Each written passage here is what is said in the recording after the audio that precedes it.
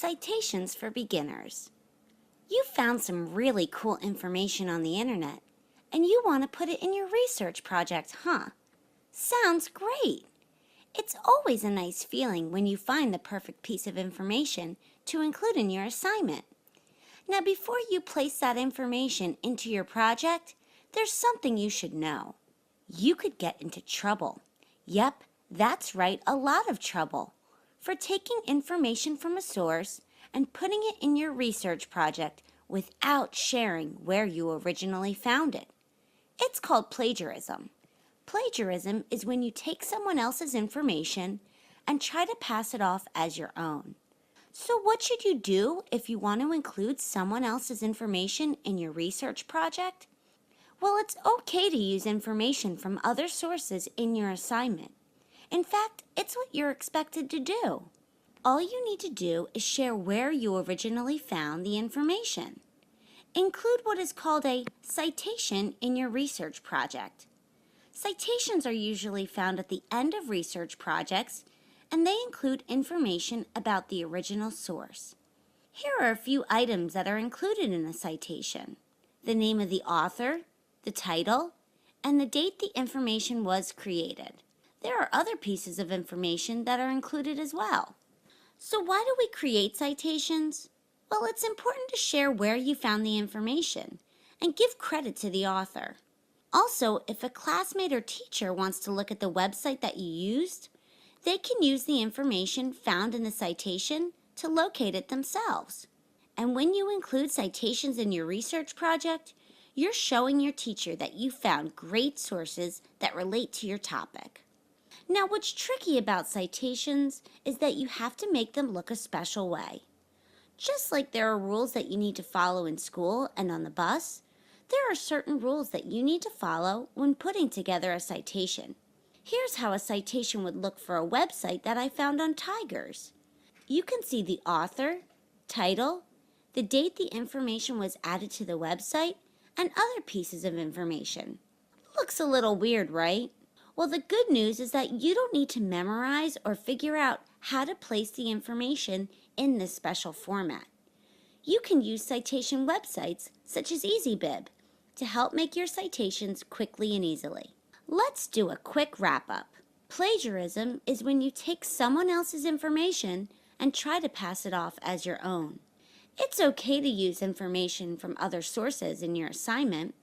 To prevent plagiarism, add citations for those sources. Citations need to be written in a specific way. Include the name of the author, title, date it was created, and sometimes other pieces of information. There are websites like EasyBib that help you create citations quickly and easily.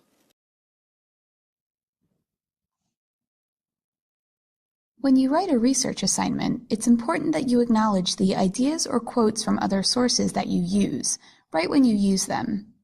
Not only does this show that you're an honest and ethical student, but it also tells the reader exactly where you found that awesome piece of information.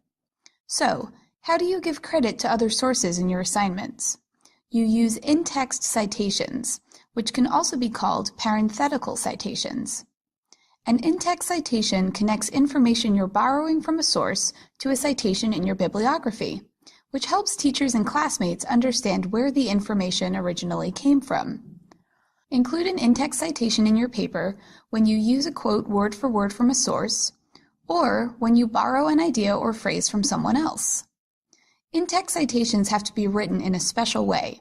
They require 4 things in this order: an open parenthesis, the author's last name, the page number that you found the information on, and a close parenthesis. In-text citations are placed inside the sentence, so make sure that the period is outside of the parentheses. If you are using a source word for word in your paper, you need to put quotation marks around it. This is called a direct quote. Let's say that I found a sentence on page 20 of The Giver by Lois Lowry that explains an important part of the story. If I take all or even just part of the sentence word for word and put it in my paper, I would need to include quotations around it and add an in-text citation like this. Let's say you want to explain something that happened in The Giver, but you explain it in your own words instead of taking it straight out of the book. This is called a paraphrase, and while you don't need to include quotation marks, you still need to include an in-text citation. This will give credit to Lois Lowry's writing and let your teacher or classmates know where the event happened in the book.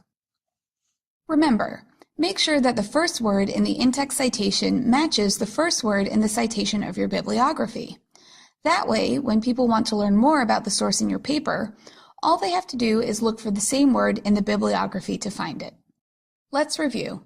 The in-text citation takes readers to a specific citation in your bibliography, and the specific citation tells the readers where they can find the piece of information you used. There are special rules and exceptions for using in-text citations, so if you're unsure, check with your librarian or teacher, just in case. A great site for practicing the rules of in-text citations is nowriteinc.com. Check out a practice exercise now by going to this link. We are going to use easybib.com to help us cite our sources. Go to www.easybib.com. This is what the interface will look like. You can cite in many different styles like MLA, APA, Chicago. If you don't know what that means, ask your teacher what they would prefer. So you're going to find your internet site with the info that you are using. We have found information on climate change. Refer to the video on credible sources if you need to. Copy the URL found in the search bar at the top of the page. Highlight it and press either Ctrl-C for a PC or Command-C on a Mac. Paste it into the empty box on easybib.com.